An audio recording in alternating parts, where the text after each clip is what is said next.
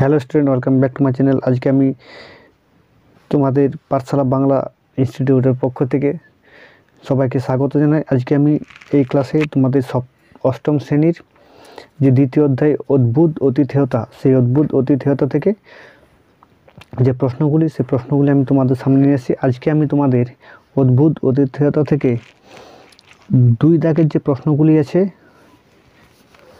ও 3 দাগের যে প্রশ্নগুলি আছে, সেই প্রশ্নগুলি তোমাদের আমি উত্তর আজ কিন্তু আমি দিয়ে দেবো, এবং এই প্রশ্নগুলি তোমাদের পরীক্ষা বা প্রথম ইউনিট টেস্টে কিন্তু খুবই গুরুত্বপূর্ণ।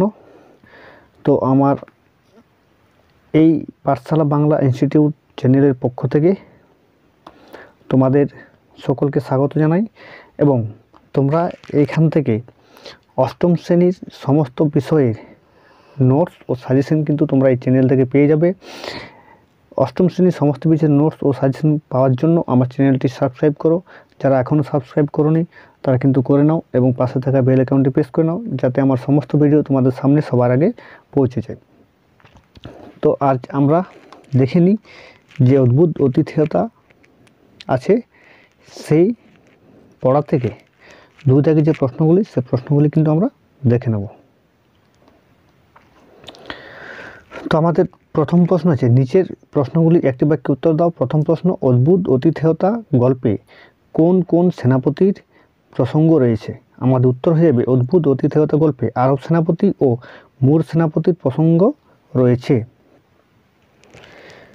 দ্বিতীয় প্রশ্ন হচ্ছে, তিনি এক আরব সেনাপতির পটমণ্ডপ দ্বারে উপস্থিত হইয়া আশ্রয় প্রার্থনা করিলেন। উদ্ধৃতাংশে তিনি বলতে কার কথা বোঝানো হয়েছে? উত্তর আমাদের উদ্ধৃতাংশে তিনি বলতে মুর সেনাপতির কথা বোঝানো হয়েছে। 3 নম্বর প্রশ্ন আছে, উভয় সেনাপতির কথোপকথন হইতে লাগিল। উভয় সেনাপতি বলতে এখানে কাদের কথা বলা হয়েছে? উত্তর হয়ে যাবে আমাদের উভয় সেনাপতি বলতে এখানে আরব সেনাপতি ও মুর সেনাপতির কথা বলা হয়েছে। 4 নম্বর প্রশ্ন, তাহা হলে আমাদের উভয় এর প্রাণরক্ষা সম্ভাবনা। প্রাণরক্ষার কোন উপায় বক্তা এক্ষেত্রে বলেছেন? তাহলে আরব সেনাপতি যে ঘোড়াটি মুর সেনাপতিকে দিয়েছেন, সেই ঘোড়া চড়ে মুর সেনাপতি যদি দ্রুত বেগে চলে যেতে পারেন, তাহলে আরব সেনাপতি ও মুর সেনাপতির উভয়ের প্রাণ রক্ষার সম্ভাবনা রয়েছে। 5 নম্বর প্রশ্ন, আপনি সত্তর প্রস্থান করুন। এই সত্তর প্রস্থান করুন, বক্তা কেন উদ্দিষ্ট ব্যক্তিকে সত্তর প্রস্থান করার নির্দেশ দিলেন? উত্তর, সূর্যোদয়ের পর মুর সেনাপতি আর আরব সেনাপতির অতিথি না থাকায় তখন তার উপর প্রতিশোধ নিতে আরব সেনাপতির আর কোনো বাধা থাকবে না বলে আরব সেনাপতি মুর সেনাপতিকে সত্তর প্রস্থান করার নির্দেশ দিয়েছিলেন। এরপর চলে এসে আমরা 3-এর যে প্রশ্নগুলি আছে, তাহলে 3-এর যে প্রশ্নগুলি আছে, 3-এর 1 নম্বর প্রশ্ন আছে, তাহার দিগ্ভ্রম জন্মিয়াছিল। এখানে কার কথা বলা হয়েছে? দিগ্ভ্রম হওয়ার পরিণত কি হলো? তাহলে উত্তর হচ্ছে উদ্ধৃতাংশে মুর সেনাপতির কথা বলা হয়েছে। মুর সেনাপতিকে আরব সেনা অনেক দূর পর্যন্ত অনুসরণ করেন। তিনি প্রাণ ভয়ে দ্রুত বেগে পালিয়ে যান, কিন্তু শেষ পর্যন্ত তিনি পথ ভুল করে বিপক্ষ শিবিরে এসে উপস্থিত হন এবং আরব সেনাপতির তাঁবুতে এসে আশ্রয় প্রার্থনা করেন। 2 নম্বর প্রশ্ন, আতিথেয়তা বিষয়ে পৃথিবীতে কোনো জাতি আরব দিগের তুল্য নহে। এই বক্তব্যের সমর্থন গল্পে কিভাবে খুঁজে পেলে? উত্তর, অদ্ভুত অতিথেয়তা গল্পে আমরা দেখলাম যে আরব সেনাপতি তার ঘোরতর শত্রু ও পিতৃহন্তা মুর সেনাপতিকে সম্পূর্ণ অসহায় অবস্থায় হাতের মধ্যে পেয়েও প্রতিশোধ নিলেন না, কারণ এই মুর সেনাপতিকে তিনি অতিথির মর্যাদা দিয়েছিলেন এবং আরবদের জাতীয় ধর্ম অনুসারে প্রাণান্ত ও সর্বশান্ত হলেও অতিথির অনিষ্ট তারা করেন না। এই গল্পটি তার অতিথেয়তা বিষয়ে আরবদের শ্রেষ্ঠত্বের নিদর্শন। 3 নম্বর প্রশ্ন, সহসা আরব সেনাপতির মুখ বিবর্ণ হয়ে গেল। আরব সেনাপতির মুখ হঠাৎ বিবর্ণ হয়ে যাওয়ার কারণ কি?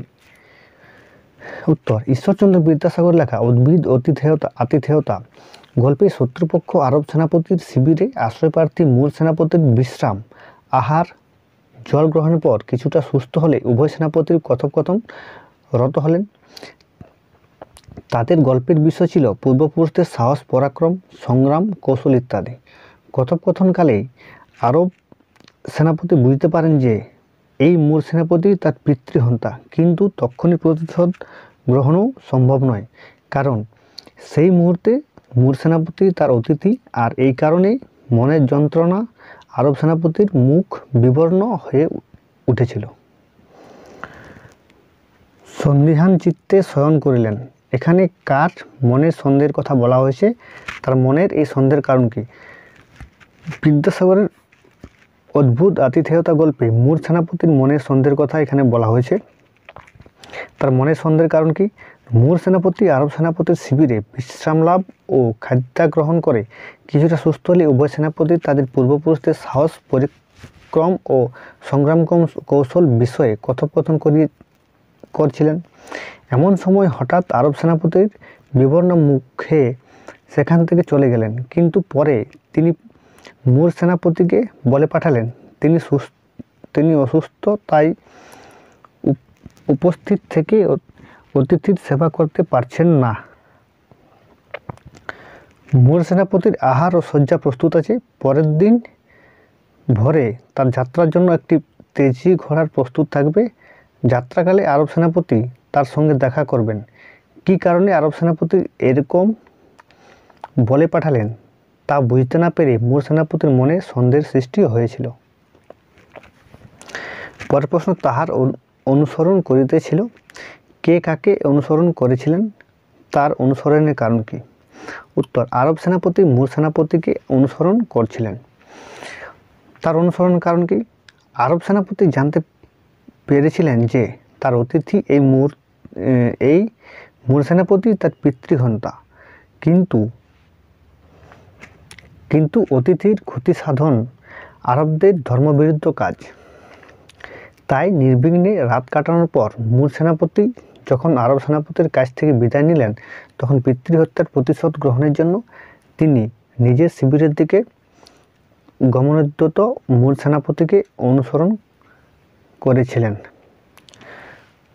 তো আজকে আমার এই ক্লাসে আমি তোমাদের অষ্টম শ্রেণীর অদ্ভুত আতিথেয়তা থেকে 2 ও 3 দাগের যে প্রশ্নগুলি আছে সেই প্রশ্নগুলির আমি উত্তর তোমাদের দিয়ে দিলাম, এবং আমার পরবর্তী ভিডিওতে কিন্তু 5 নম্বর, 4 নম্বর ও 5 নম্বর দাগের যে প্রশ্নগুলি আছে সেই প্রশ্নগুলির উত্তর আমি তোমাদের দিয়ে দেবো। আমার ভিডিওটি ভালো লাগলে তোমরা লাইক করো, কমেন্ট করো ও শেয়ার করো, এবং পাশে থাকা চ্যানেলটি সাবস্ক্রাইব করে নাও, এবং পাশে থাকা বেল আইকনটি প্রেস করে নাও, যাতে আমার সমস্ত ভিডিও তোমাদের কাছে সবার আগে তোমাদের কাছে চলে যায়।